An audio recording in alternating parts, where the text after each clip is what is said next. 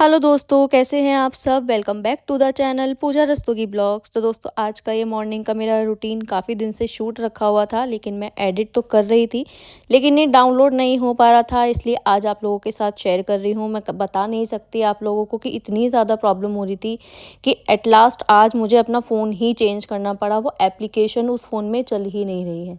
अब यहाँ कुछ-कुछ चीज़ें ऐसी हो रही हैं, आप लोग भी समझ सकते होंगे, सबके साथ सुख-दुख लगा रहता है, लेकिन कहते हैं ना कि लाइफ तो चलनी ही है, चाहे सुख हो चाहे दुख हो, लेकिन आपको मूव ऑन करना ही पड़ता है। और सेम अभी मैं चीज़ समझ चुकी हूँ, काफ़ी दिनों के बाद थोड़ा-सा रिलैक्स फ़ील कर रही हूँ, भाई की तरफ से भी और थोड़ा-सा अपनी तरफ से भी।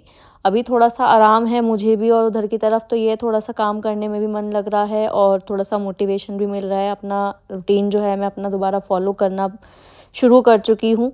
और आप लोग सब चीज़ इस चीज़ से रिलेट कर पाते होंगे सब लोग कि भई अगर कहीं आप लोगों का दिमाग या दिल कहीं स्टक है, तो आप लोगों का रूटीन, आपका जो व्यवहार है वो कितना ज़्यादा चेंज हो जाता है। और सेम वही चीज़ मेरे साथ भी हो रही थी। अब मेरा माइंड वहाँ से हटा थोड़ा-सा, तो अब यहाँ प्रॉब्लम ये हो गई कि यहाँ जो एडिटिंग ऐप थी वो नहीं चल रही थी। मैंने काफ़ी सारे लोगों से पूछा भी, मैंने मौसी की भी हेल्प लेने की कोशिश करी, पर वही है सेम कि कुछ सॉल्यूशन मुझे मिल नहीं पा रहा था। तो एट लास्ट मैंने फ़ोन ही चेंज किया है अभी फ़िलहाल, और उसी में ही अभी मैं आप लोगों के साथ वॉइस ओवर करके आप लोगों के साथ ये वीडियो शेयर कर रही हूँ। और अब अगर बात करूँ मॉर्निंग की, तो मैं तकरीबन 7:30 बजे करीब उठ गई थी, और उठते के साथ ही सबसे पहले मैंने शुरू की थी यहाँ पर झाड़ू लगानी। और धूल इस टाइम इतनी आ रही है कि मैं आप लोगों को बता नहीं सकती। रोज़ ही डेली पोछा लगता है, और रोज़ ही 2-3 बार घर में झाड़ू भी लग जाती है। पोछा भी तकरीबन 2 बार लग जाता है, लेकिन उसके बाद भी धूल इतनी ज़्यादा आ रही है कि आप अगर पोछा लगा रहे हैं, झाड़ू लगा रहे हैं, तुरंत आधे पौने घंटे के बाद धूल आने लगती है।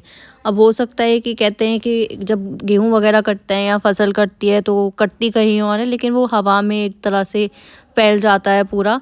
तो शायद वही हो रहा है। बाकी गली में भी हमारे, आप लोगों को पता ही है, 2-3 घरों में काम चल रहा हैगा तब से ही।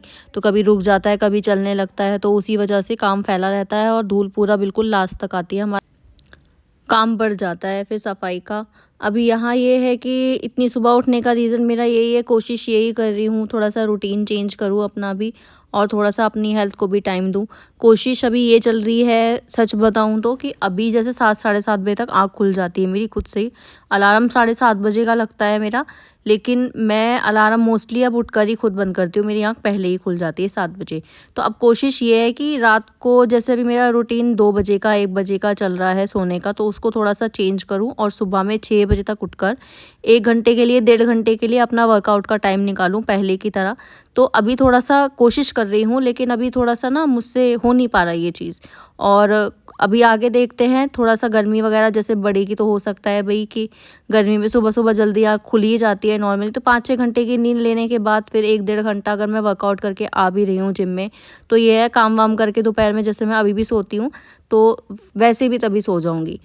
अभी यहाँ झाड़ू-पोछा एक साथ करने का मेरा ये रीज़न है कि हाथ के हाथ मैं जीने में भी पोछा लगा कर आई थी, और अब यहाँ नीचे जैसे सफाई करते हुए जा रही हूँ, तो हैंड टू हैंड ही झाड़ू और पोछा मैं करते हुए चली जाऊँगी, क्योंकि ऊपर-नीचे करने के लिए थोड़ा-सा पैर को अभी थोड़ा-सा आराम देने की मेरे को ज़रूरत है, क्योंकि फ्रैक्चर आया था, आप लोगों के साथ में शेयर नहीं कर पाई थी।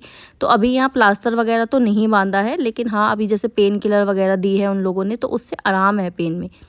अभी यहाँ यही रीज़न था कि हाथ के हाथ मैं पोछा करते हुए चल रही थी, ताकि मुझे 2-3 बार जीने के चक्कर ना काटने पड़े। तो यहाँ अभी हाथ के हाथ झाड़ू लगाती थी, अब यहाँ पर मैं पोछा लगा रही हूँ। अब इसके बाद नीचे जाऊँगी तो नाश्ता वगैरह जो भी होगा वो देख लूँगी, क्योंकि ये भी उठ चुके हैं और अभी ये इतना फ्रेशन अप होंगे, नहाएंगे। इसके बाद फिर मैं इनके लिए नाश्ता ले आऊँगी, क्योंकि आजकल जल्दी जा रहे हैं तो इनको थोड़ा-सा ये रहता है कि नाश्ता मैं रूम में ही ले जाती हूँ, क्योंकि अगर ये नीचे आ जाते तो फिर वेट नहीं करते। तो जितना भी थोड़ा बहुत जो भी बन पाता है वो मैं भेज देती हूँ। लंच वगैरह जो भी होता है, अगर जैसे मुझे पैक करना होता है तो हाथों हाथ पैक कर देती हूँ, अदरवाइज़ फिर मैं दोपहर में गरम-गरम बनाकर भेज देती हूँ।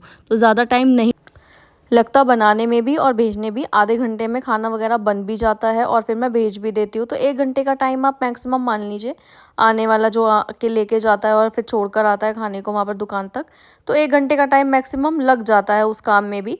और फिर ये है कि आप अपना जो भी दूसरा काम है आप फिर वो भी कर सकते हैं, आपके पास फिर टाइम बच जाता है। अब यहाँ दोनों बच्चों के स्कूल जाने का टाइम हो चुका था और बच्चे तैयार हो रहे थे अंदर, मम्मी तैयार कर रही थी उनको और भाभी यहाँ उन लोगों के लिए तैयार कर रही थी लंच।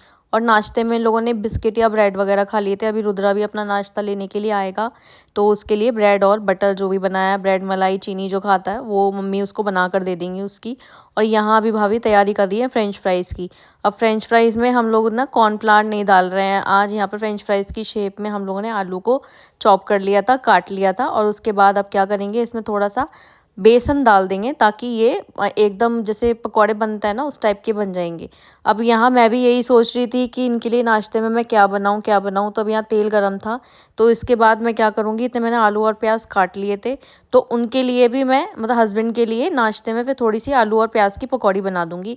तो वो थोड़ा सा अपना नाश्ता करके चले जाएंगे। दोपहर में मैं उनके लिए जो भी होगा उस टाइम पे अवेलेबल खाने में, तो वो मैं बनाकर भेज दूँगी। अभी फ़िलहाल मैंने सोचा नहीं है कि उनको मैं क्या बनाकर भेजूँगी। अब यहाँ इन दोनों के हो चुके थे लंच पैक और मैं आ गई थी वापस आलू और प्याज की पकौड़ी बनाने के लिए। चाय तैयार थी, तो थोड़ा सा इनका नाश्ता मैं अभी इनको हैंड ओवर कर दूंगी। ऊपर जाकर बैठे हुए हैं नहा धोकर, तो मैं इनको ऊपर ही देकर आ जाऊंगी रूम में, ताकि आराम से बैठकर कर लें। और यहाँ बच्चे जाने के लिए तैयार हैं, वैन से जाते हैं। तो वैन का हॉर्न बज चुका था, तो बस अब वही तैयारी है कि इनके लंच बॉक्स और इनकी जो वाटर बॉटल्स हैं वो लोग हम लोग इनके बैग में रख देंगे और फिर इनको बाहर गली के चौपले तक हम लोग इनको छोड़कर आ जाएंगे। मैं चली जाती हूँ, कभी कभी भाभी चली जाती है, मोस्टली भाभी ही जाती हैं या मम्मी चली जाती हैं। अभी 3-4 दिन से मैं थोड़ा सा जल्दी उठी हूँ, अदरवाइज़ मैं अपना वही 8 बजे 8:15 करीब उठती हूँ, उसके बाद ही नीचे आती हूँ। अब काफ़ी दिन से मैं ठीक से किचन में आ भी नहीं पा रही थी, कभी कहीं थी कभी कहीं थी, कभी मैं खुद ही खड़ी नहीं हो पा रही थी। इस वजह से मैं किचन में बिल्कुल भी ध्यान नहीं दे पा रही थी। अब धीरे धीरे छोटी छोटी चीज़ें खड़े खड़े मैं नोटिस कर रही हूँ और वापस उनको अपनी जगह पर रख रही हूँ, जो जैसे रखी होती हैं मेरे टाइम किचन यूज़ होने के टाइम पर। अब यहाँ इनके लिए अलग नाश्ता बना है, बच्चों के लिए फ्रेंच फ्राइज़ बने थे। अभी पराठे वगैरह भैया के लिए बनेंगे, मम्मी को भी पराठे ही देंगे, क्योंकि मम्मी अगर पकौड़े वगैरह खाती हैं तो उनका ब्लड प्रेशर हाई होने लगता है, उनको थोड़ी सी ब्लड प्रेशर की दिक्कत हो जाती है।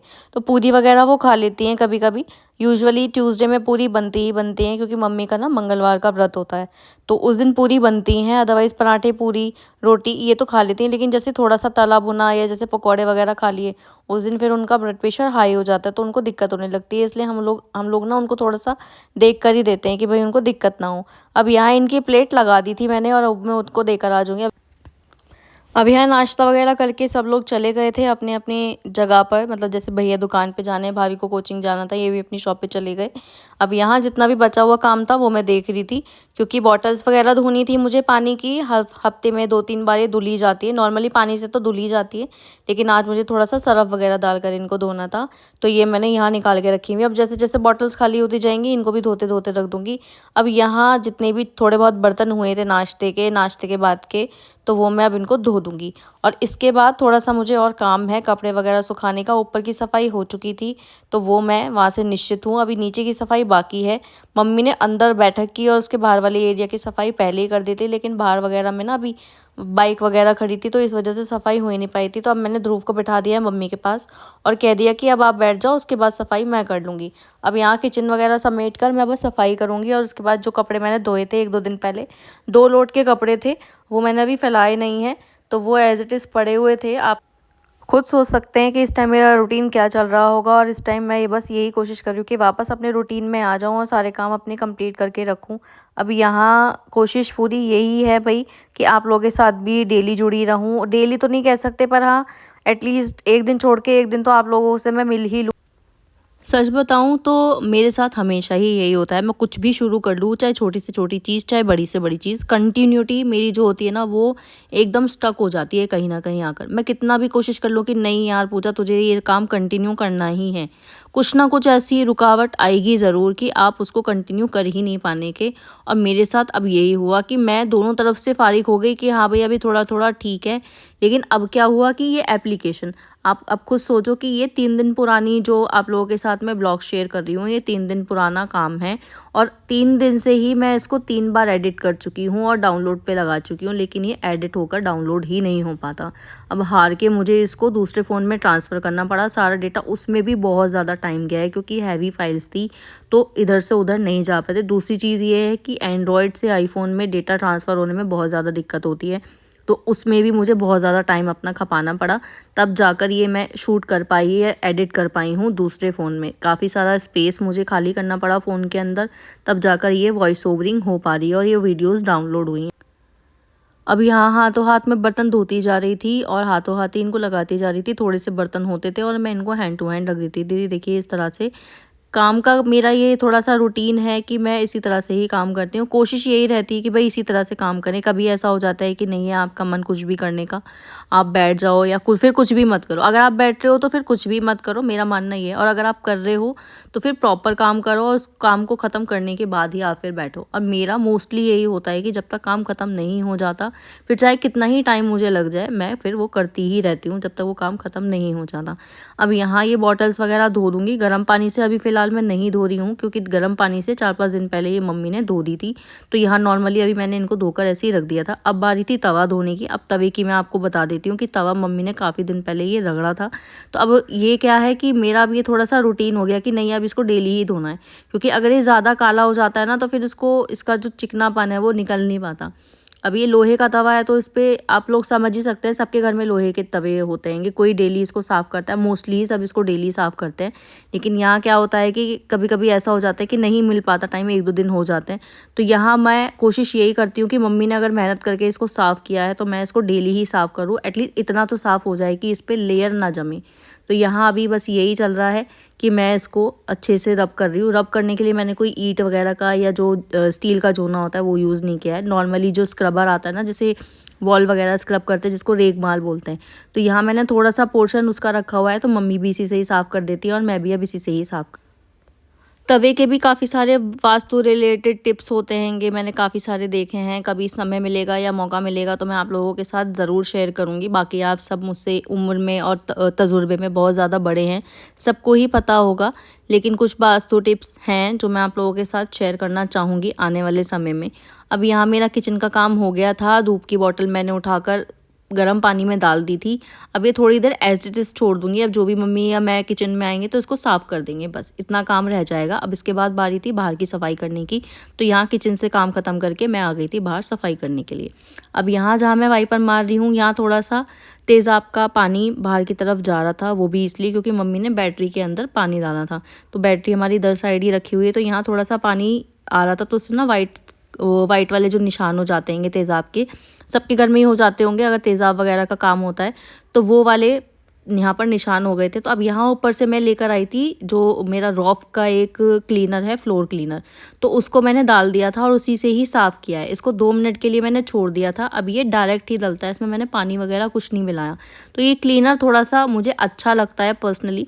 जितना भी येलोनेस होता है पत्थर के ऊपर या कोई भी टाइल है आपकी, या अगर आप वॉश बेसिन वगैरह आप साफ़ करना चाह रहे हैं या कोई भी वॉल की टाइल है, तो आप इसको इससे साफ़ कर सकते हैं, एकदम चमक जाता है और वाइट हो जाता है। मैंने लास्ट टाइम जब अपना वॉशिंग एरिया साफ़ किया था तो इसी से ही किया था।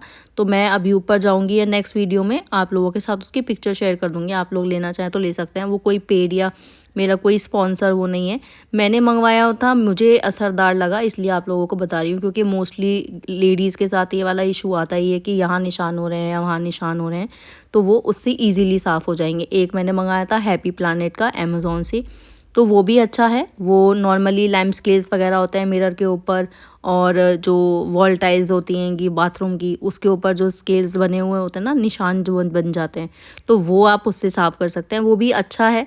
दोनों ही मेरे पास अच्छे क्लीनर्स हैं और यूज़ भी बहुत ज़्यादा होते हैं, बल्कि अब ख़त्म होने वाले हैं तो मैं दोबारा मंगवाऊँगी। अभी हाँ, मैंने गेट खोला तो भई इतनी तेज़ धूप हो रही थी कि मैं आप लोगों को बता नहीं सकती। तो मम्मी ने मुझे चप्पल ला कर दी थी। इतनी ज़्यादा तेज़ धूप हो रही थी कि मुझे कहीं जाना था, तो मैंने अपना जाने का प्लान ही कैंसल कर दिया। क्योंकि धूप अब तकरीबन 11 साढ़े 11 बजे 12 बजे का टाइम हो रहा था और धूप 10 बजे ही इतनी तेज़ हो जाती है कि आप बाहर पैदल निकल के जा नहीं सकते। और इस टाइम मुझे चलने में थोड़ी-सी दिक्कत हो रही है, इसलिए मैं बाहर गली के गेट तक नहीं जाती। 7-8 मिनट तक लगते हैं गेट तक पहुँचने में। अब यहाँ ध्रुव को बस ये है कि इसकी मम्मी जल्दी से फ्री हो जाए और उसको ऊपर लेकर रूम में चली जाएँ। तो अब यहाँ ऑलमोस्ट मेरी सफाई हो चुकी है और अब बस मैं ऊपर ही चली जाऊँगी, ऊपर जाकर अब यहाँ नीचे से सारा काम ख़त्म करके मैं आ गई थी ऊपर। ध्रुव को बिठा दिया है मैंने रूम में। जो कपड़े स्टैंड के ऊपर सूखे हुए थे, उनको उतार कर मैं तय करके अंदर वापस से रख दूँगी और जो सूखने के कपड़े थे वो मैं अब स्टैंड पर डाल दूँगी। अब आप ये देखिए, ये कपड़े मैंने शायद परसों धोए थे। अब ये वीडियो के हिसाब से मैं बता रही हूँ, ये कपड़े परसों धोए थे और अभी तक मैं फैला नहीं पाई थी इनको, तो मैं भूल गई थी। भूल भी गई थी, रखे हुए रूम के बाहर ही हैं, लेकिन मुझे ध्यान ही नहीं जाता कि हाँ भई ये कपड़े भी पड़े हुए हैं, इनको सुखा दूँ। अब ये अगर इनमें बदबू वगैरह आएगी तो फिर मैं इनको दोबारा धोऊँगी। बाकी अभी फ़िलहाल ऐसा तो मुझे कुछ फ़ील हो नहीं रहा है, देख कर ही मैंने सुखाए हैं। तो दोस्तों आज का ये ब्लॉग यहीं पर ही ख़त्म होता है। आई होप आप लोगों को मेरा ये ब्लॉग पसंद आया होगा। मिलती हूँ आप सब लोगों से अगले ब्लॉग में, तब तक के लिए बाय बाय। आप सब लोग अपना ध्यान रखिएगा और कोशिश मेरी यही रहेगी कि आप लोगों के साथ ऐसे ही बनी रहूँ। मेरे चैनल को लाइक शेयर एंड सब्सक्राइब करते रहिएगा।